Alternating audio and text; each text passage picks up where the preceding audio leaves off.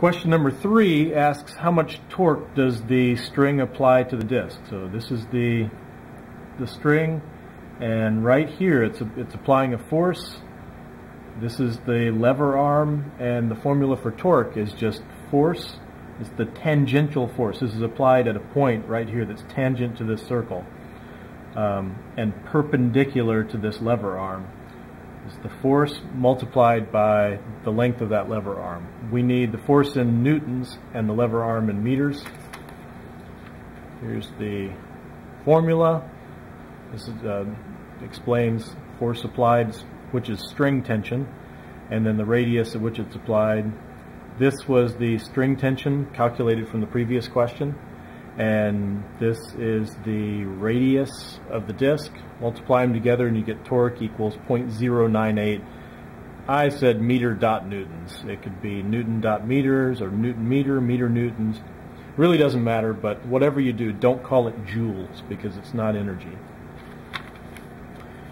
Question number 4 asks for the angular acceleration of the disc. As this is linearly just moving in a straight line, accelerating downward, this disc is also spinning faster and faster.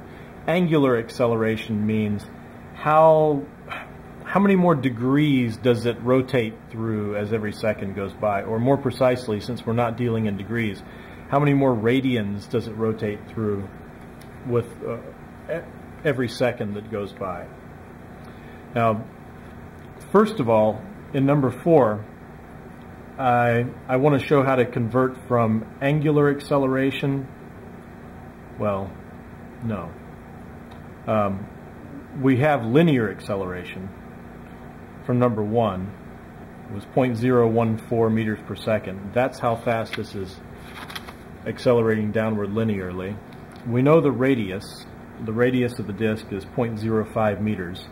And we know this relationship between angular acceleration and linear acceleration. The angular acceleration equals the linear acceleration divided by the radius of the object that is accelerating, or the radius at which the string is applied in this case. Now, if the string were attached here, we would use this radius in this question, but since the string is attached right here, what the downward linear acceleration is telling us is how many meters per second squared faster something on the outside of this is moving. A dot, if I made a knot in the string, that knot would be moving downward 0.014 meters per second faster every second. And if I made a dot on the outside of this disc, it would be moving in a circle faster by 0.014 meters per second every second. But what we want to know is how many radians is it going to go faster.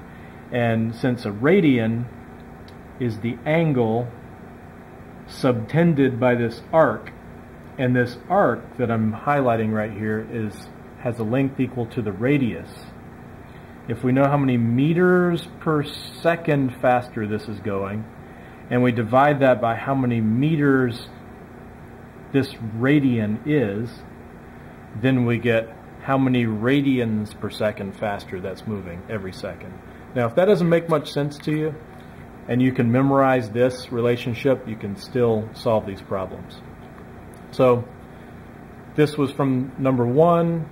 That's the radius. Divide those two and you get 0.28 radians per second squared, which tells us, that's true for this part of the disc. It's true for this part of the disc. Any place in here, even though the outside of the disc is spinning faster, it's not going through more radians per second. It's not going through more degrees. If you think of this as 360 degrees, every part of the disc goes through 360 degrees at the same rate.